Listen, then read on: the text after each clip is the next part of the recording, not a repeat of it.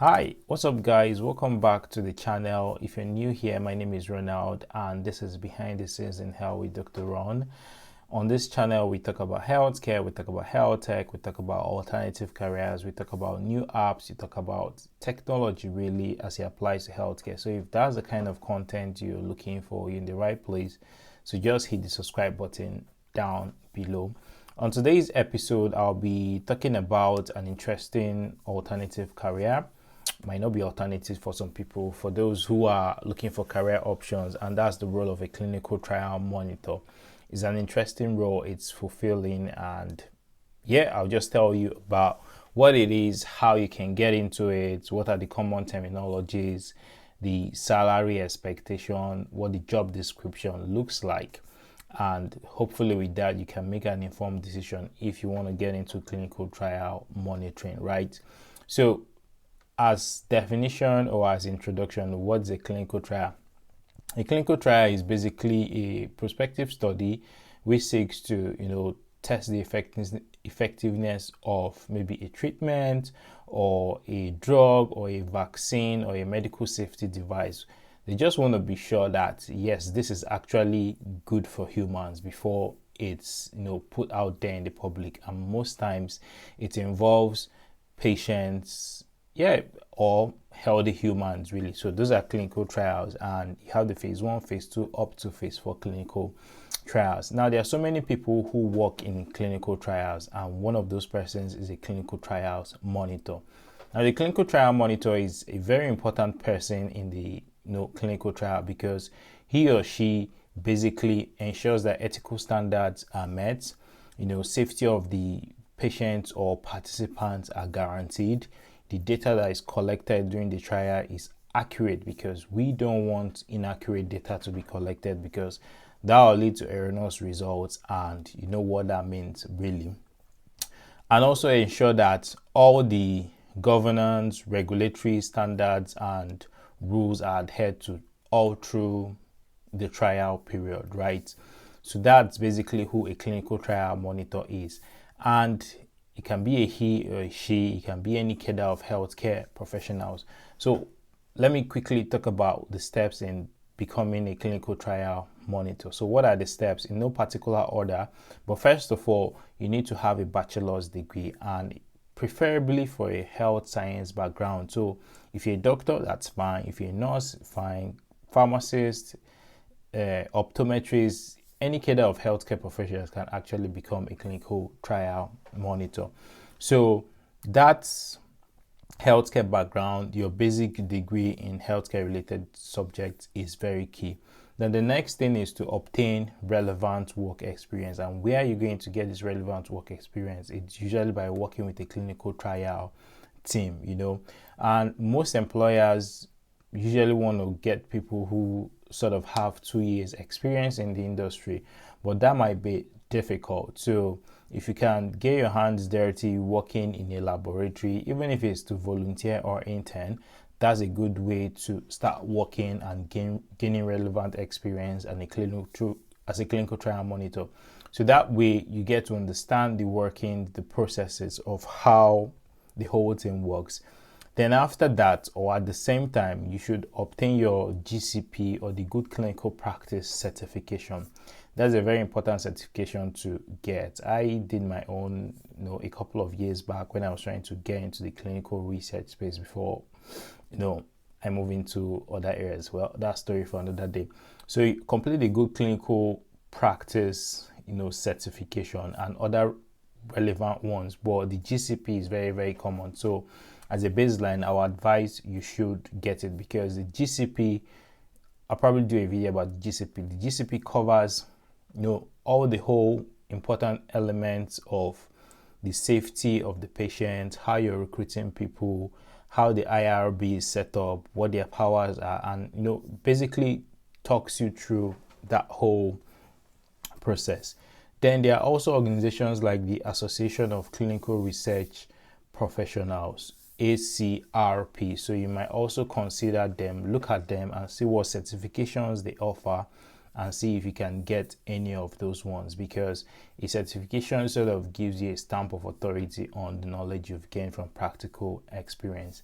Then the next step is to network, right? Nowadays it's easy to network, especially on LinkedIn. So you want to network with people, build relationships with people in the industry, and whenever opportunities come up, you can find or pick one of those ones or get into this space, really, right?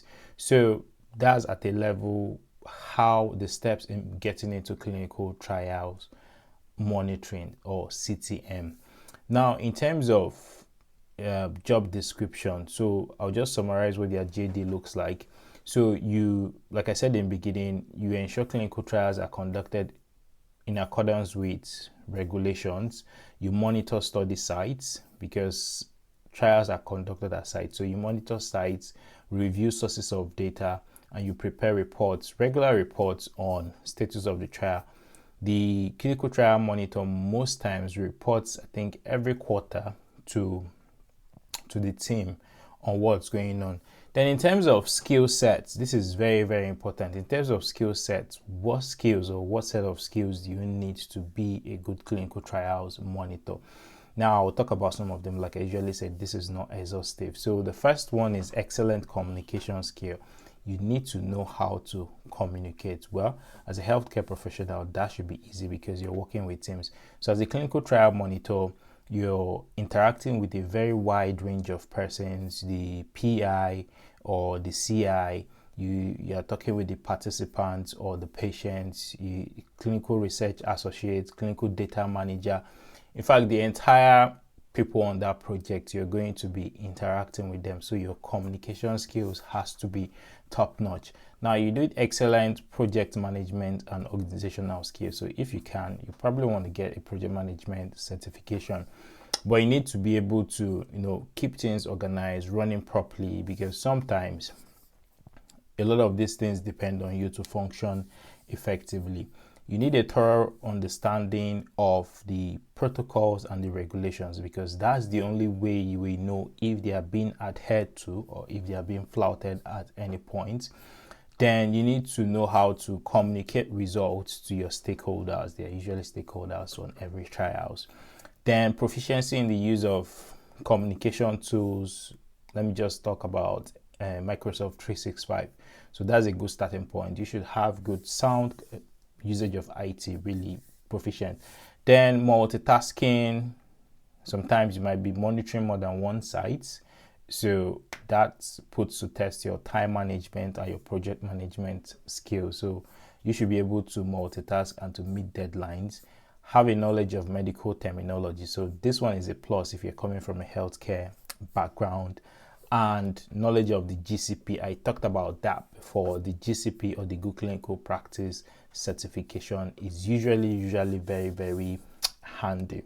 Now, in terms of common tools in the industry that you might want to get yourself acquainted with, this is not exhaustive. So you have patient recruitment software, because that's one aspect of getting people into the trial, patient recruitment. So patient recruitment software, you have the clinical trial protocol management software, you have electronic data capture, you have clinical data management system. These are some software or applications or tools you need to know and get yourself conversant with. Then terms like clinical trial protocol, the PI, the informed consent form, adverse events, data management plan. These are also terminologies that you get to know, or either before or on the job, really. Then lastly, there are some organizations that you probably want to be aware of. I've talked about Association of Clinical Research Professionals, that's the ACRP. There's a Society for Clinical Trials, there's a Drug Information Association, there's a Clinical Data Interchange Standards Consortium.